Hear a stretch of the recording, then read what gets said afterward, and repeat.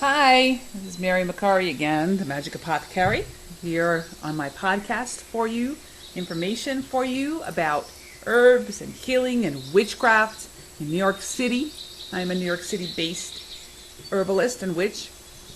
I'm a medicine woman, again, a witch, a special spiritualist. I'm a medium as well, a tarot reader, an astrologer, and now Reiki healer. I'm a singer and also a singing teacher, which I use for healing. I use singing and art for healing, as well as all the other healing arts that I use. I count witchcraft amongst those. I began my spiritual journey as a little girl with my Irish and Italian grandmothers, learning their traditions and branching into the studies of the tarot, palm reading, laying on of hands, and the Catholic vein. All the facets of nature, the nature religion of Wicca, were at my disposal when I was a kid, and I just didn't know it was called Wicca until I got older and discovered it was called Wicca. Or witchcraft. Initiated a Gardnerian witch in a tradition that goes back to Gerald Gardner himself. I'm also an initiated member of the Fellowship of Isis, as well as in the process of forming my own tradition here in Brooklyn, New York, with my working group. So that should be fun. In my travels as a witch and a healer, I have been blessed, really, to have studied with some of the best teachers in New York City in both the craft, herbalism, and aromatherapy and Reiki. Some of my teachers include Lady Rhea, Susan Weed, Celtic scholar Alexei Kondrotyev, Pika Trinkle, High Priest Anthony Russell, Druva Vittorio, David Winston, David Crow, aromatherapist, and Klingon Joe Zukowski, as well as Kay Pacha, the astrologist. So, I've also harvested with Steve Brill in Parsbay Park, the wild man he's known. I recommend that also highly. So the MAGICAPOTHECARY.com is where this all comes together, and I try to live each day working to heal both myself and those and the world around me as much as I possibly can. I do create products for people if they're interested in them, like teas and oils and incense and baths, massage oils. I do Reiki sessions. I do astrology readings, tarot card readings by appointment as well. I do things for both healing and magic and healing together. So any way you need stuff done, I usually can figure it out. I'm also a New York State licensed cosmetologist, so I do everything really up to the code standards. So I am the Magic Apothecary. You're hearing in the background some nature sounds on Spotify.com, one of my favorite places to stay all day. Put it on because I'm going to be talking today a little bit about Brooklyn, New York. And it's wild growing season here. And what I did to accomplish what I needed to accomplish as an herbalist. And actually, I'm in an apprenticeship with Pika Trinkle right now. I'm in 2013, September. I'm still in the process of learning my medicinal herbal work. And one of the things I took on myself as a project this year was to create an herbal garden. Now, I don't live where there's a garden. Many of you may have a garden, and I'm glad for you. Maybe you could let me have a piece of land. But I don't have anything. All I have is pots and a stoop. I was lucky to have a stoop this year and last year because I have a lot of sun in the front here. I have a lot of southern exposure. So northern and southern exposure where I would put my plants. So lots of good light all day long. Lots of shade, too, for them. There are trees here. I live in a part of Brooklyn that's very green. There are a lot of trees and a lot of fresh air near the water, so I'm lucky in this way, and so are my plants. So, herbal gardens. How does a witch in the city, or how does a witch with limited place to grow things in the city or even out of the city do this? Even if you are a witch who has tons of land, how do you do this? Well, of course, if you have tons of land, or good-sized garden, the first thing you want to do is think about where you're going to plant your food crops, right? So those should be close to your house. They should be away from critters that can eat them, in some way safe.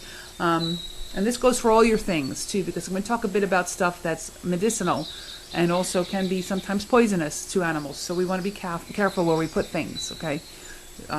Cognizant of animal life. So you want to set up your food garden if you have that much room. If you're lucky, I don't, but thank God for farmers markets, right? So you can also then cordon off a spot for flowers if you like, if you're that lucky. if you're that lucky and you want to put flowers, use magical flowers, please. Use flowers that can be used in magic, and really, truthfully, most flowers can be. You want to look for seeds that are heirloom, if you can find them, for flowers, and organic, and not GMO, not modified in any way. Okay, so that's a task for flowers. But for herbs, it's not as difficult.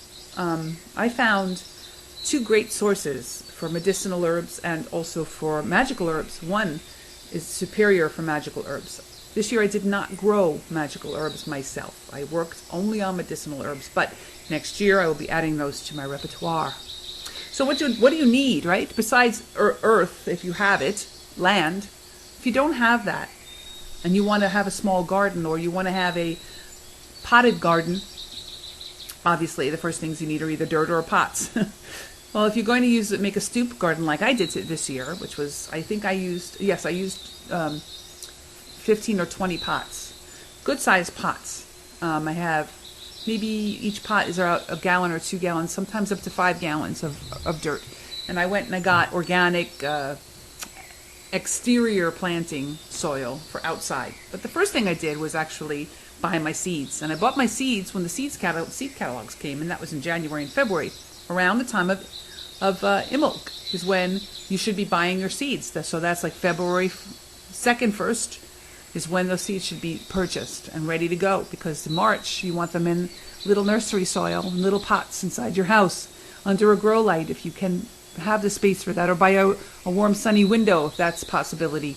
Okay, so you want to buy your seeds first. And I was luckily able to find a lot of really great seeds at Rose Mountain Herbs. It's easy to find them, rosemountainherbs.com. So they had a large selection of very nice organic, well done, well harvested seeds for medicinal purposes. This year I planted chamomile, which is really a weed.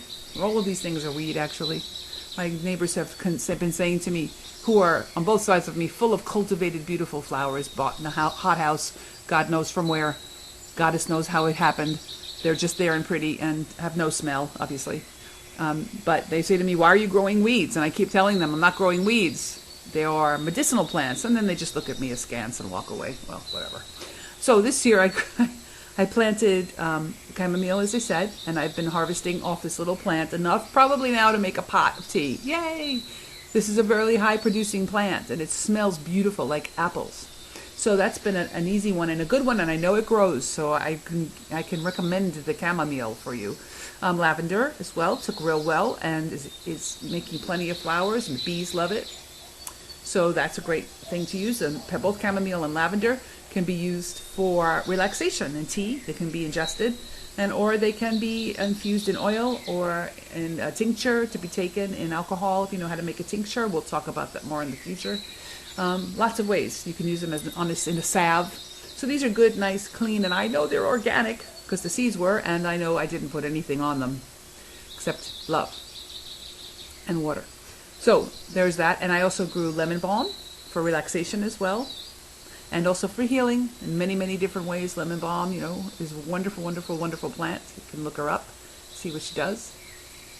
I also grew California poppy, which hasn't sprouted yet, hasn't made a flower yet, but it's out there and growing huge. We'll see. I don't know if it's September already. I don't know if I'll get flowers, but the plant did work. Did take. I was surprised. The California poppy, which is for pain, actually took in Brooklyn. Yay! Also, we have out down there Angelica, which is grown gorgeously. Chamomile, I said calendula. I have licorice root growing, little tiny roots. The roots are so little, but I'm going to harvest them and I'm going to use them. So that's what I have down there. I thought I should make and grow plants that I use. So some of them, I use a tremendous amount of plants and healing stuff, but those are some of the ones I go to for what people ask me the most for, which is relaxation. They can't sleep. They're high anxiety. Remember, I'm a singer and a singing teacher, so my students do come to me with a lot of anxiety about auditions and rehearsals and, performances. So I do get a lot of requests for healing things that include sedation of some sort. So that's why I grow a lot of that. But also just to see how they grow. It's one thing to buy plants online in a bag and they're cut and sifted and organic, and use them. But it's another to really live with them and get to know them. I'm going to be going to a very special seminar at the end of the month. I'm getting to know your plant familiars, and I'll be talking about that at the request of the person who runs this website. These podcasts go up on Brian Brewer, a really wonderful witch in the New York City area who does great things for the community. Thank you, Brian. But I'm going to be talking about that very thing, meeting and knowing plants and getting to know them better. And this year I think I achieved some of that. I think I understand them. Also able to just pick them out of their pots and eat them, pop them right in my mouth. They're all safe, these plants I grew. So that's what I did. What I experienced was just this sort of a wonderful feeling of being able to grow my medicine. If I had more land, I certainly would have put up much more. In my apprenticeship program, we are growing a huge garden full of very interesting herbs of all sorts, all sorts. Apothecary roses being one thing that's an unusual thing to see that's growing out there, and celandine and elecampane and all these beautiful, very intensely fantastic healing herbs that I'm getting my hands in. I suggest it highly as a witch. It's our mother. It's the goddess, the earth herself, and the god himself rising, the green man, all around us. They're here for us. They're here to give us, to be part of us, to be one with us. So get out and check that stuff out if you can. You can also not use seeds if it's a difficult thing. And next year I may do this myself somewhat.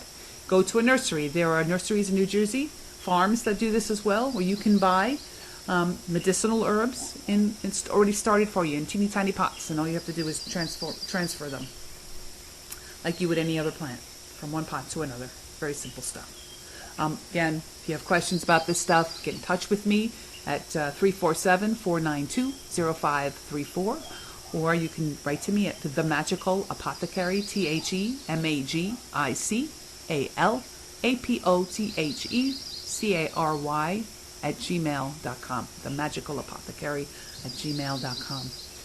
There's be information up on my website as well at themagicapothecary.com. The Magic, MAGIC, no AL on that one, .com. Okay, so back to talking about this. So herbal gardens, please do try. Even if you grow one thing, even if you find yourself really attracted to one herb that you use over and over again. Maybe it's basil. I had my working study group here, my witchcraft group, plant basil at the beginning of the growing season. And we did a full moon, and everybody there wanted to have money, of course. So we used basil, which is a money-drawing herb, and we planted it. And I'll tell you what, it's still growing, and I've been cooking with it all summer. So yay for basil. But easy to do. Seeds are easy. They need love, they need warmth, they need water. Pretty much.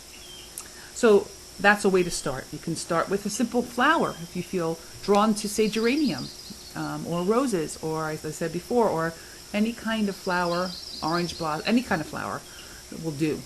Okay, carnations will do. Anything you have an affinity for, grow it. Grow it yourself. Grow one thing. Grow something next year. So I'm talking now during the fall season, just before Mabon, before the harvest of the fall equinox. And there are things growing everywhere. I suggest pretty strongly that you get out there. I just spent an entire weekend harvesting gazobules, huge, gigantic gazobule amounts of goldenrod.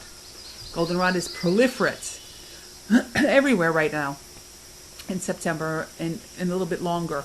And it's wonderful for healing. It is one of the best things to deal with for healing. It also has great magical properties. Okay, so there's that.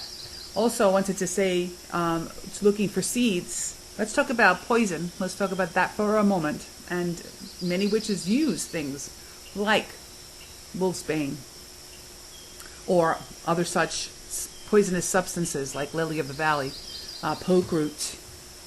These things can be used for multiple reasons. Not to kill people. Please never ever consider anything that drastic or dark or really damaging to your own spirit. However, they can be used for binding spells. They can be used even sometimes for healing in very small amounts.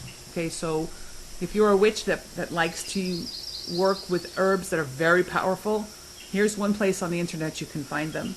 It's called alchemyworks.com, ALCHEMY works, WORKS.com. And he has huge amounts of selection. He has old kinds of seeds that can't be found anywhere else, and he cultivates them and collects them and loves them. He has wonderful medicinal organic herb seeds as well. So that's somebody to support if you're interested in